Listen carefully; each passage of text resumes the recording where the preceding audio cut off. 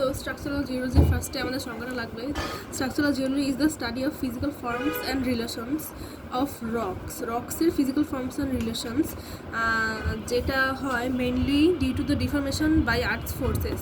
এখন রক্স তো মনে করো আর্থের মধ্যেভাবে থাকে, এখন আর্থের যেসব টেকটনিক প্লেটের কারণে যে ফোর্সগুলো আসে, তো রকের ডিফরমেশন হয়, আর এই ডিফরমেশনের মধ্যে ফিজিক্যাল ফর্মস অ্যান্ড রিলেশনগুলোই হচ্ছে স্ট্রাকচারাল জিওলজির সংজ্ঞা। ইম্পর্টেন্স হচ্ছে একটা structural fabrics and defects.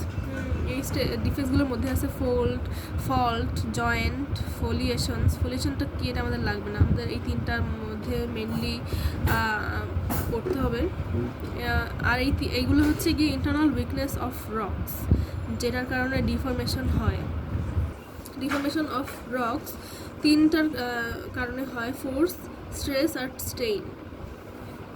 Within the earth, the rocks are continuously being subjected to force that bend, twist, break them. This is known as deformation. Deformation জিনিসটা কি? যখন রকগুলো তো সবসময় একটা প্রেশার বা ফোর্সের মধ্যে থাকে। এই প্রেশার বা ফোর্সের মধ্যে থাকার কারণে এদের হচ্ছে বেন্ড, টুইস্ট, আর বেন্ড হয়ে যাবে, নাহলে একটু টুইস্ট হয়ে যাবে, নাহলে একদম ভেঙেই যাবে। এইসবগুলো হয়, এটা হচ্ছে ডিফরমেশন। স্ট্রেস হচ্ছে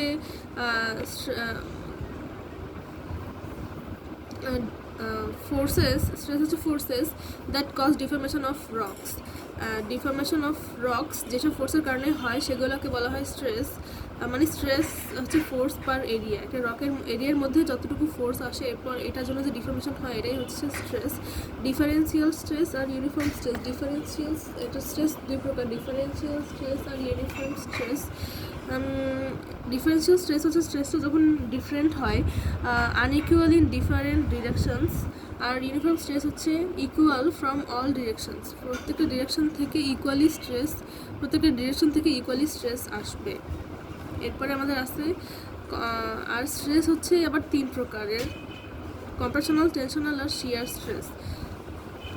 কম্প্রেশনাল স্ট্রেস হচ্ছে যখন আর্থের ক্রাস্টকে, যখন এই যে আর্থ ক্রাস্ট মনে করো এগুলো আসে, আর্থের ক্রাস্টকে যখন কম্প্রেস করা হয়, এটা যখন স্ট্রেস জেনারেট হয়, এটা হচ্ছে কম্প্রেশনাল স্ট্রেস। কম্প্রেশন করলে জিনিসটা কি একদম, জিনিসটা হচ্ছে যদি ঘন থাকে, যদি একটু পাতলা থাকে তাহলে আরও ঘন হবে, আরও শর্ট হবে, আর হচ্ছে একদম রকটাকে স্কুইজ করে ফেলবে। আর টেনশনাল স্ট্রেস হচ্ছে পুল অ্যাপার্ট স্ট্রেস।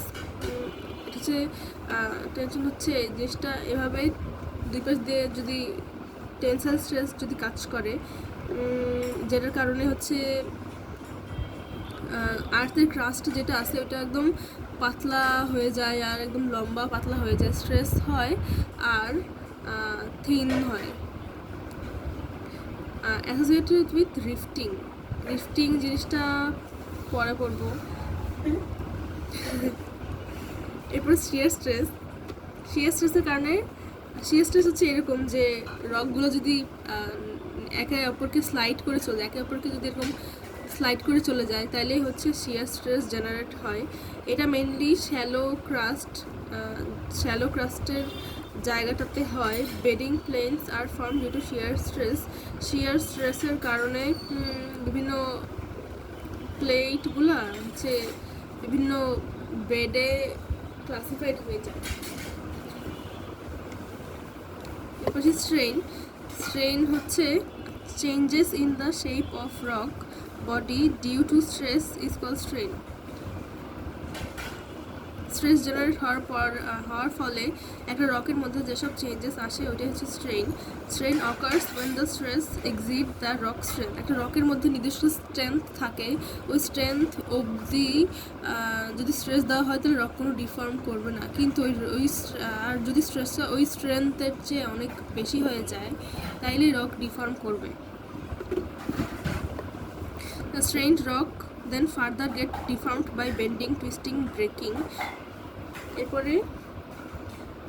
এরপরে যে স্ট্রেসটা হচ্ছে যদি এরকম স্ট্রেসটা যদি স্ট্রেন্থের চেয়ে একদম বেশি হয় তাহলে তো যেরকম স্ট্রেস আসবে ওইভাবে স্ট্রেইন হবে, বেন্ডিং হবে, টুইস্টিং হবে, ব্রেকিং হবে। তো এরপরে আসি হাউ রক ডিফর্মস। ডিফর্মেশন হচ্ছে elastic deformation, plastic deformation, brittle, ductile. Elastic deformation মানে তুমি ডিফর্ম করবা আবার এটা আবার নিজের জায়গায় ফেরত চলে আসবে, যে rock returns back to the original shape and size when stress is removed. Plastic হচ্ছে আগের জায়গায় আসবে না। ব্রিটেল হচ্ছে rocks get broken and under stress. Brittle মানে ভেঙে যাওয়া, আর ডাকটাইল মানে নমনীয় থাকা। ব্রিটেল মানে কি, rock gets broken under stress. এটা শ্যালো ক্রাস্টের ক্ষেত্রে হয়, এটা একদম কঠিন একটা পদার্থ দিয়ে তৈরি থাকে, এটার জন্য একটু চাপ প্রয়োগ করলে এটা ভেঙে যায়। আর ডাকটিলস রক্স ফ্লোস আন্ডার স্ট্রেস, এটা হচ্ছে এরকম পানির মতো ভাসতে থাকে রক্সগুলো, স্ট্রেস জেনারেট করা হয় কারণ আর্থের একদম নিচের সাইডে জিনিসটা একদম গলিত অবস্থায় থাকে, নমনীয় অবস্থায় থাকে। এই যে ডিপার ক্রাস্ট লেখা আছে, ডিপার ক্রাস্টে এটা গলিত অবস্থায় থাকে, তখন এটা ফ্লো করে। স্ট্রেস যখন রকের স্ট্রেংথের চেয়ে বেশি হয় তখন কিন্তু ডিফর্ম করতে পারবে। এভিডেন্স অফ ফর্মার ডিফরমেশন, এখন ডিফরমেশন হয়ে গেছে, এটার এভিডেন্স কী কী আছে? স্ট্রাইক আর ডিপ। স্ট্রাইক হচ্ছে the compass direction of the line, the compass strike হচ্ছে the compass direction of the line produced by the intersection of an inclined rock layer with the horizontal plane. এটা হচ্ছে rock layer, এটা ধরি এভাবে আছে,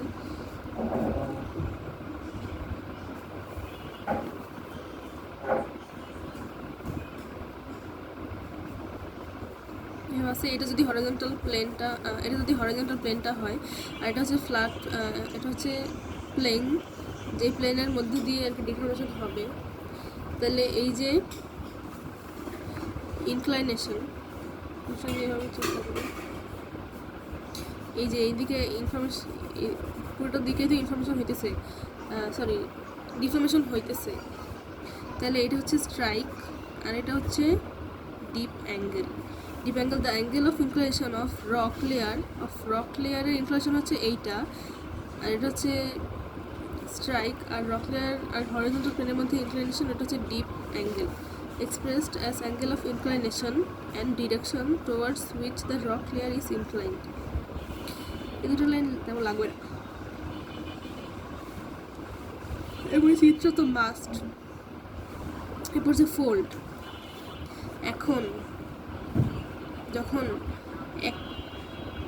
bending একটা রকের compressive ফোর্সের কারণে একটা রক হচ্ছে বেন্ড হয়ে যাবে, ভাঙবে না, বেন্ড হবে, তখন ওটাকে বলা হয় ফোল্ড। যে এখানে যদি কম্প্রেশন দেওয়া হয়, যেভাবে ফোল্ড করে যাবে না, যদি কম্প্রেশন দেওয়া হয় একটা রক লেয়ারকে, তো লেয়ারে থাকে না, যে কম্প্রেশন দেওয়া হয় তাহলে এখানে ফোল্ডিং ক্রিয়েট হবে। তো এটা হচ্ছে ক্লাসিফিকেশন অফ রক্সের বিভিন্ন বেসিস আছে, সেগুলো হচ্ছে সিমেট্রিক্যাল ক্যারেক্টার অনুযায়ী তিন ভাগ করা যায়, অ্যাসিমেট্রিক্যাল, সিমেট্রিক্যাল, ওভারটার্ন। আপওয়ার্ড বা ডাউনওয়ার্ড বেন্ডের দিক অনুযায়ী এটাকে দুই ভাগ করা যায়, সিনক্লাইন আর অ্যান্টিক্লাইন। আর অকারেন্স অফ প্লাঞ্জ যদি হয়, মানে যদি বেঁকে যায় তাহলে প্লাঞ্জিং, আর যদি না বাঁকে তাহলে নন প্লাঞ্জিং। ইউনিফর্মিটি অফ বেক থিকনেস, একটা হচ্ছে ওপেন, একটা ক্লোজড। থিকনেস যদি একদম সেম থাকে তাহলে ওপেন, থিকনেস যদি বাড়ে কমে তাহলে closed. Behaviour of fold pattern with depth, একটা ডেপথে যাওয়ার পরে যে ফোল্ড প্যাটার্নগুলো ক্রিয়েট হয়। ওভারটার্ন হচ্ছে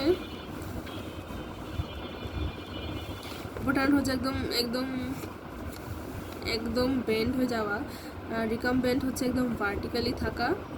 শেভরন হচ্ছে একদম শার্প অ্যাঙ্গেল ক্রিয়েট হবে ট্রাফ আর ক্রেস্টের মাঝে। আইসোক্লাইনাল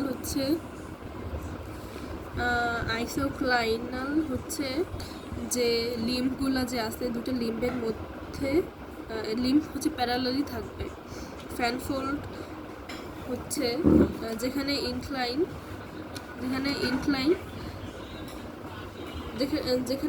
নর্মালি হচ্ছে যেখানে অ্যান্টিক্লাইন, সেখানে লিম্বসগুলো একে অপর থেকে দূরে সরে যায়, আর যখন সিনক্লাইন লিম্বসগুলো একে অপরের দিকে সরে আসে। কিন্তু ফ্যানফোল্ড এটা উল্টা। ডোমস হচ্ছে সিনক্লাইন 360 ডিগ্রি অ্যাঙ্গেলে থাকে, আর বেসিনে অ্যান্টিক্লাইন 360 ডিগ্রি অ্যাঙ্গেলে থাকে। ড্র্যাগফোল্ড হচ্ছে বড় বড় ফোল্ডের মধ্যখানে ছোটো ছোটো আরও বেশ কিছু ফোল্ড ক্রিয়েট হয়। মোনোক্লাইন হচ্ছে এস শেপড রক লেয়ার্স। এসবগুলো আমরা চিত্র সহ পরে দেখবো। তো এখানে আসে সিমেট্রিক্যাল আর অ্যাসিমেট্রিক্যাল। সিমেট্রিক্যাল হচ্ছে যখন ফোর্স মানে কি কম্প্রেশন হবে, তো এই কম্প্রেশনের কারণে যদি দুই পাশ থেকে সেম অ্যামাউন্টের কম্প্রেশন আসে তাহলে ফোল্ডগুলো হচ্ছে একদম সিমেট্রিক্যাল অনুযায়ী ফর্ম হবে। আর সিমেট্রিকের অ্যাক্সিসটা কী হবে, এই যে এটা হচ্ছে অ্যাক্সিস সাপেক্ষে একদম মিরর ইমেজ ক্রিয়েট হবে। এটা বলছে যে compressive force is equal from both sides, axis plane is vertical, পুরো ভার্টিক্যালি প্লেনটা ক্রিয়েট হবে। এরপর অ্যাসিমেট্রিক্যাল হচ্ছে compressive force is not same from both sides, এর জন্য একদিকে বেশি থাকে একদিকে যদি কম থাকে তাহলে যেদিকে বেশি এদিকে একদম টিল্ট হয়ে যাবে, আর যেদিকে কম এদিকে তো নর্মালি হবে ফোল্ডটা। এখানে আছে চিত্র। ওভারটার্ন হচ্ছে এত বেশি কম্প্রেশন দিয়ে ফেলছে একদিকে, একদম এইটা একদম বেঁকে গেছে, তখন এটা হচ্ছে ওভারটার্ন, যেটা ওইটা গেল। এরপরে এই যে এখানে লিখছে যে compressive force is much greater at one side that has fold is tilted beyond vertical. তারপরে সিঙ্কলাইন হচ্ছে এই যে এরকম, যদি একটা ফোল্ড যদি এইরকম থাকে তাইলে এটা হচ্ছে এই যে ফোর্স আর বেন্ড টুয়ার্ডস কনভেক্স, এটা যদি একটা কনভেক্স একটা শেপ হয় তাহলে এই কনভেক্সের যখন ডাউনওয়ার্ড বেন্ড হয়, যখন ডাউনওয়ার্ড বেন্ড হলে এই জায়গাটা হবে সিঙ্কলাইন, আর কনভেক্স যখন আপওয়ার্ড হবে তখন এই আপওয়ার্ডের পোর্শনটা হবে অ্যান্টিক্লাইন, এটাই বলছে। তো তাহলে এটা হচ্ছে সিঙ্কলাইন, এটা হচ্ছে অ্যান্টিক্লাইন, আর মাঝখানে যে স্লোপগুলো থাকে এটা হচ্ছে লিম্ব বলা হয়, লিম্ব। তো এখানে বলছে যে সিঙ্কলাইনে ফোর্স আর বেন্ড ডাউনওয়ার্ডস, ফোর্সগুলো ডাউনওয়ার্ড বেন্ড করা থাকে। Limbs dip towards each other, মানে লিপসের ইনক্লিনেশনটা টুয়ার্ডস ইচ আদার হয়, এটা এদিকে টুয়ার্ডস ইচ আদারে এরা মুভ করে। আর this fold is more resistance to erosion, কারণ এখানে ক্র্যাক ক্রিয়েট হয় না, একদম এটা লেগে থাকে, ক্র্যাক ক্রিয়েট হয় না, ক্র্যাকের মধ্যে পানি ঢুকতে পারে না, এর জন্য ইরোশনও হইতে পারে না। So it is more resistant to erosion, মানে ইরোশন সহজে হয় না। আর এইখানে যদি জিনিসটা তো আর্থের ক্রাস্ট কি এরকম থাকে না, আর্থের ক্রাস্ট এরকম থাকে, যখন এখানে কম্প্রেশন দেওয়া হয় ইয়ঙ্গার যেসব বেডসগুলো থাকে অফ রকস, এটা হচ্ছে এই উপরের সাইডে চলে আসে। এটা বলছে যে younger beds are at concave side কোনটা? কনকেভ সাইড হচ্ছে এটা, হচ্ছে কনকেভ সাইড। তো এখানে ইয়ঙ্গার বেডসটা ক্রিয়েট হয়। আর এইসব কিছু উল্টা হচ্ছে অ্যান্টিক্লাইন হচ্ছে folds are bend upwards bend থাকে, তখন এইখানে কনভেক্সটা ক্রিয়েট হয়, এটা বলা হয় অ্যান্টিক্লাইন।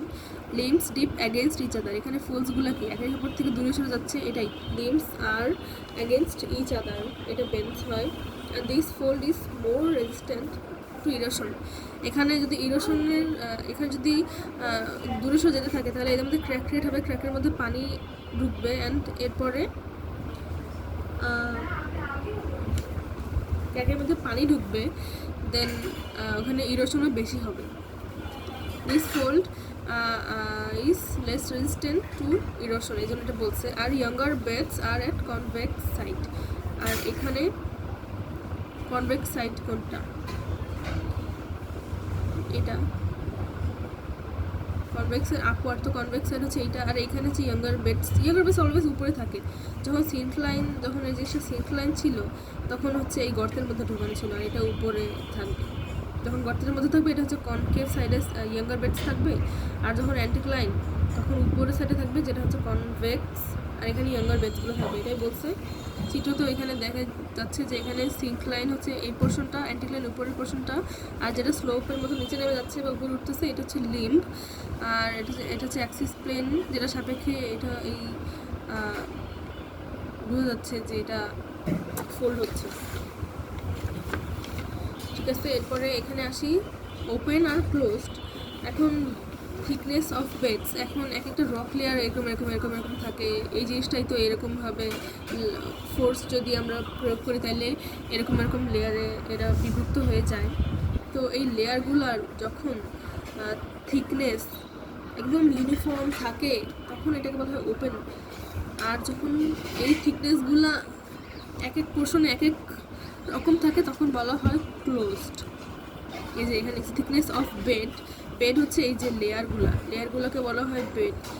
এই যে thickness of bed is uniform throughout the field, আর এটা thickness of beds are not uniform throughout the field.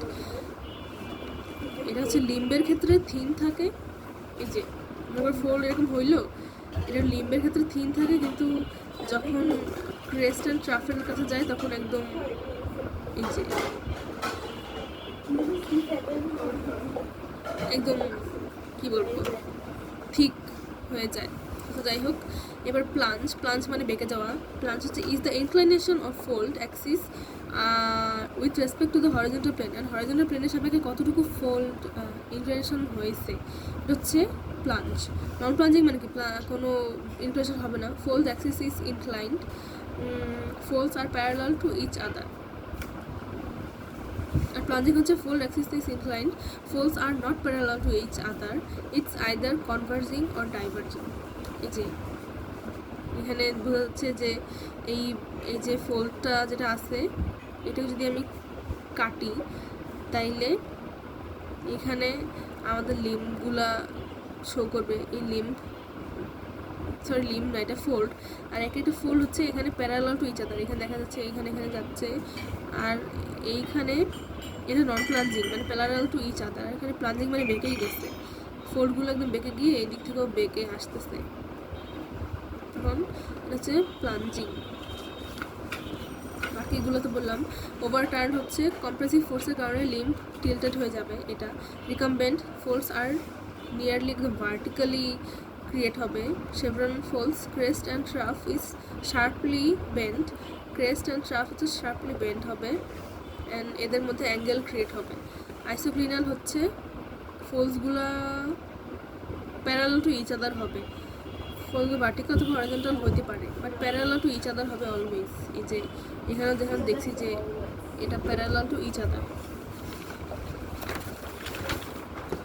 তো এরপরে আসি যে ফ্যানফোল্ডকে বলছিলাম যে অ্যান্টিক্লাইনের লিম্বসগুলো একে অপর থেকে দূরে সরে যায়, আর সিনক্লাইনের লিম্বসগুলো একে অপরের দিকে সরে আসে। আর ফ্যানফোল্ডের ক্ষেত্রে এটা পুরোই উল্টা হয়। ডোমসের ক্ষেত্রে সিনক্লাইন 360 ডিগ্রিতে থাকে, আর বেসিনের ক্ষেত্রে অ্যান্টিক্লাইন 360 ডিগ্রি অ্যাঙ্গেলে থাকে। ড্র্যাগফোল্ড কি? ড্র্যাগফোল্ড হচ্ছে বড় বড় মেজর ফোল্ডের মধ্যে মাইনর আরও ছোটো ছোটো ফোল্ডগুলা ক্রিয়েট হলে তাকে বলা হয় ড্র্যাগফোল্ড। মনোক্লাইন হচ্ছে এস শেপড, যে রক মনে করে থাকলে রক লেয়ার এই যে এস শেপ থাকে, যে এইভাবে থাকে, ওটা বলে মনোক্লাইন। এখন আসি কজেস অফ ফোল্ডিং কেন হয়। টেকটনিক ফোল্ডিং জিনিসটা কি? একদম রকটা যখন কম্প্রেসিভ ফোর্সের আন্ডারে থেকে বেন্ড হবে, আর কম্প্রেসিভ ফোর্স তো অনেক কারণে আসতে পারে, টেকটনিক প্লেটের মুভমেন্টের কারণে হতে পারে, তখন হচ্ছে lateral compression, igneous intrusion, salt intrusion, tectonic প্লেটের।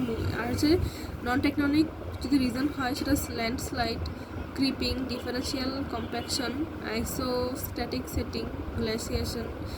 এগুলো কি? এখন আসি ফল্ট মানে ভেঙে যাওয়া। Crack or fracture in earth crust due to movement of tectonic plates. Tectonic প্লেটসগুলো যখন মুভ করতে থাকবে তখন একটা পর্যায়ে স্ট্রেস এত বেশি হবে যেটা ভেঙেই যাবে, তো এই ভেঙে যাওয়াটা বলে ফল্ট। তো এখানে বলছে পার্টস অফ ফল্ট। এখন একটা ফল্টের বিভিন্ন পার্টস থাকে। এই ছবিটাতে দেখি এটা একটা ওয়াল যেটা একদম স্থির আছে, এটা একটা ওয়াল যেটা প্লেট বা ওয়াল যেটা আছে ওইটা মুভ করবে, উপরে নিচে মুভ করবে, যেটা মুভ করবে ওটা হচ্ছে হ্যাঙ্গিং ওয়াল, আর যেটা একদম স্থির থাকবে ওইটা ফুট ওয়াল। আর এখন যে ডিরেকশনে মুভ করতেছে ওটা হচ্ছে স্ট্রাইকের ডিরেকশন। এই যে এটা এরকম ছিল, এটা এদিক থেকে চলে গেছে, তো এটা স্ট্রাইকের ডিরেকশন। আর একদম কর্নার টু কর্নার যতটুকু মুভ করলো displacement of the fault, it is called slip. আর যেই প্লেনে একদম মুভ করতেছে, এই যে এই প্লেনে মুভ করতেছে না, তখন এই প্লেনটা হচ্ছে ফল্ট প্লেন। এখানে এইগুলোর ব্যাখ্যা দেওয়া আছে যে fault plane along which the block moves, যেই প্লেনের অ্যালংয়ে হচ্ছে ব্লকটা মুভ করে। ফুটওয়াল হচ্ছে অ্যান ইনক্লাইন্ড ফল্ট প্লেন, একটা inclined of fault plane, the block which lies below the fault plane is footwall. এরকম যদি একটা মনে করো এই প্লেন সাপেক্ষে যদি মুভ করতে থাকে ক্রস সেকশন ডিরেকশনে চিন্তা করলে, তো এই ফল্ট প্লেনের নিচের অংশটাকে হচ্ছে ফুটফল বলে, ফ্রন্ট প্লেনের উপরের অংশটাকে বলা হয় হ্যাঙ্গিং বল। এটাই বলছে যে an inclined fault plane, the block above the fault plane in inclined fault plane, যখন ইনক্লাইন্ড ফল্ট প্লেন থাকে এই ফল্ট প্লেনের উপরের পোর্শনটা হ্যাঙ্গিং বল, নিচের পোর্শনটা ফুটফল, এটাই বলছে। Slip displacement of blocks during faulting, ফল্টিংয়ের কারণে যতটুকু ডিসপ্লেসমেন্ট হয় দুটো ব্লকের মধ্যে ওটা হচ্ছে স্লিপ। এই ডিসপ্লেসমেন্টগুলো স্ট্রাইকের ডিরেকশন হতে পারে, আবার ডিপের ডিরেকশন হতে পারে। যেমন এখানে হচ্ছে এটা ডিসপ্লেসমেন্টটা স্ট্রাইকের ডিরেকশনে হয়েছে, আর ডিপ ডিরেকশনে কি একটুখানি ইনক্লাইন্ড হয়ে যাবে, উপরে নিচে আসবে, এটাও পড়বো। আর হিভ অ্যান্ড থ্র, এটা হচ্ছে ডিসপ্লেসমেন্ট মনে করো যদি এদিকে হয় তাহলে এই ডিসপ্লেসমেন্টের হরিজন্টাল ডিরেকশনকে বলা হয় হিভ, আর ভার্টিক্যাল ডিরেকশনকে বলা হয় থ্রো। যখন হরিজন্টাল ফল্ট হবে তখন জাস্ট হিভ থাকবে, যখন ভার্টিক্যাল ফল্ট হবে তখন থ্রো থাকবে। এরপরে আসি ক্লাসিফিকেশন অফ ফল্ট। এই স্লিপ ডিরেকশন যেদিকে মুভ করতেছে স্লিপের ডিরেকশনের উপর নির্ভর করে এটা দুই প্রকার। ডিপ স্লিপ, যেটা ইনক্লাইন্ডে স্লিপ হয় বা ইনক্লাইন্ডে এদের ডিসপ্লেসমেন্টটা হয়, আর এটা হচ্ছে স্ট্রাইক স্লিপ, যেটা হচ্ছে একদম ওই প্লেনে বরাবর হয়। এখন ডিপ স্লিপের ক্ষেত্রে আসি, এটা নর্মাল একটা রিভার্স। নর্মাল যেটা ওইটা হয় টেনশনের কারণে এইটা হয়। আর হ্যাঙ্গিং ওয়াল, এবার কোনো এটা যদি ফুটওয়াল হয় আর এটা যদি হ্যাঙ্গিং ওয়াল হয় তাহলে এইটা তো নর্মাল থাকবে, কিন্তু এটাকে যখন টেনশন ক্রিয়েট করা হবে যেটার কারণে নর্মাল ফল্ট হবে, টেনশন করতে করতে hanging wall goes down relative to footwall. খুব বেশি এই যে এখানে যদি টেনশন দেওয়া হয় তাহলে এদিকে ফাঁকা হয়ে যাবে জায়গাটা, তখন এটা নিচে নেমে যাবে না, তাহলে এটা হচ্ছে নর্মাল ফল্ট। আবার যদি সেম জায়গায় কম্প্রেশন দেওয়া হয় তখন জিনিসটা উপরে চলে যাবে, তখন এটাকে বলা হয় রিভার্স ফল্ট। এটাকে থ্রাস্ট ফলসও বলা হয়। আর স্ট্রাইক স্লিপ হচ্ছে যে wall slide pass to each other, এই জিনিসটা যদি এই যে এই ডিরেকশনে মুভ করতে থাকে, এই যে এরকম করে মুভ করতে থাকে, তাহলে বলা হয় স্ট্রাইক স্লিপ আর ল্যাটারাল স্লিপ। এরপর আসি গ্র্যাবেন। আর এখানে বলতেছিলাম যে ওয়েজ মুভমেন্টের কারণে দুই প্রকার ভাগ করা যায়, একটা হচ্ছে গ্র্যাবেন, একটা হচ্ছে হোর্স্ট। আর মোড অফ অকারেন্সের পর বলতেছি গ্র্যাবেন আর হোর্স্ট। এখন এই দিকে দুইটা আছে, এরকম পার্ট আছে, আর এইখানে মাঝখানে এরকম ওয়েজ শেপটার আবার একটা ব্লক আছে। এখন যখন এখানে টেনশন ক্রিয়েট হবে তখন জায়গা ফাঁকা হবে না, তখন ব্লকটা নিচে চলে যাবে, এটাকে বলা হয় গ্রেভেন। এই যে wedge shaped block has come down due to the relative to the side বক্সের সাপেক্ষে এটা নিচে সরে আসে, তখন এটা বলা গ্রাভেন। আর ওয়েজ শেপড ব্লকে যখন কম্প্রেশন ক্রিয়েট হয় তখন এই সাইড ব্লকে যখন কম্প্রেশন দিব তখন ওয়েজ শেপড ব্লক যেটা আছে এটা উপরের দিকে সরে যাবে, তখন এটাকে বলা হয় হোর্স্ট বা হোর্স্ট বলা হয়। এটা ব্লক মাউন্টেন ক্রিয়েট হয় তখন এটা বলা হয় হোর্স্ট। আর ভ্যালি ক্রিয়েট হয়, ভ্যালি মানে কি, ভ্যালি মানে হচ্ছে গিয়ে সমুদ্র টাইপ, তো এটা ক্রিয়েট হয় যখন গ্র্যাবেন হয়। একটু গেল। এরপর আসি অবলিক জিনিসটা হচ্ছে এই যে একটা আছে আমরা কি জানি ডিপ স্লিপ আর স্ট্র্যাক স্লিপ। ডিপ স্লিপ হচ্ছে উপরে নিচে স্লিপ হবে, আর স্ট্র্যাক স্লিপ একদম ব্লকের স্লাইড বরাবর হবে। এই দুইটাই যখন হয় তখন বলা হয় oblique slip. If the direction of fault plane is in both strike and dip slip it is called oblique slip. এবার চিত্র দিব যে এটা উপরে একটুখানি গেছে, আবার ল্যাটারালি একটুখানি ডিফর্ম হয়েছে। এই যে একটুখানি চিত্র দিয়ে দিলাম। তো এরপরে রেডিয়াল হচ্ছে অন দ্য সারফেস, একদম ইম্পর্টেন্ট না। এই যে on the surface the faults are radiating from a common point, একটা কমন পয়েন্টের সাপেক্ষে এটা রেডিয়েট করবে এই ফল্টগুলো। আর এনসেলেন হচ্ছে faults which are closely space, একদম প্যারালালি ক্লোজলি স্পেস থাকে ফল্টগুলো। আর আর্কিউলেট আর পেরিফেরাল ফোর্সগুলো একটা বর্ডার এরিয়াকে কেন্দ্র করে কনসেন্ট্রেটেড থাকে।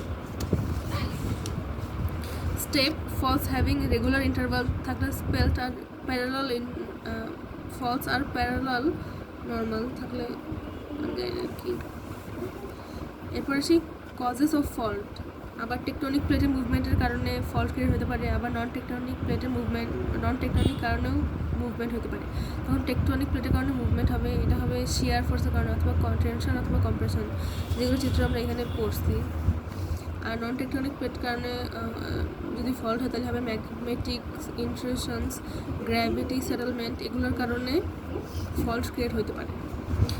আর জয়েন্ট হচ্ছে মনে করো ফ্র্যাকচার হবে বাট জিনিসটা নড়বে না, তখন এটাকে বলা হয় joint.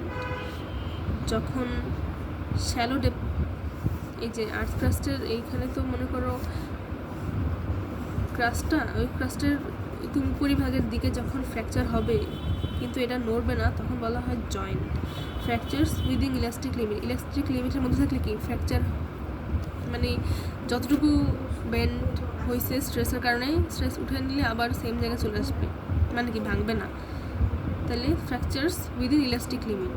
R doesn't release energy, এটা কোনো এনার্জি রিলিজ করবে না, এই জন্য এটার কারণে কোনো তেমন সমস্যা হবে না। এটা হচ্ছে জয়েন্ট। জয়েন্ট হচ্ছে ডিপ, স্ট্রাইক, অবলিক, আবার সেম জিনিস। Joints run parallel to deep. এই যে এখানে যদি আমরা চিন্তা করি, এই যে এটা কি স্ট্রাইক,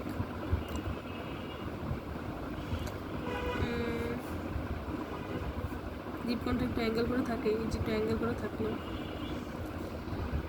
যখন ফ্র্যাকচার জয়েন্টটা যখন প্যারালাল টু স্ট্রাইক হবে তখন স্ট্রাইক জয়েন্ট, যখন প্যারালাল টু ডিপ হবে তখন ডিপ জয়েন্ট, আর যখন oblique to both strike and deep হবে তখন অবলিক জয়েন্ট। এই তো গেল স্ট্রাকচারাল জিওলজি।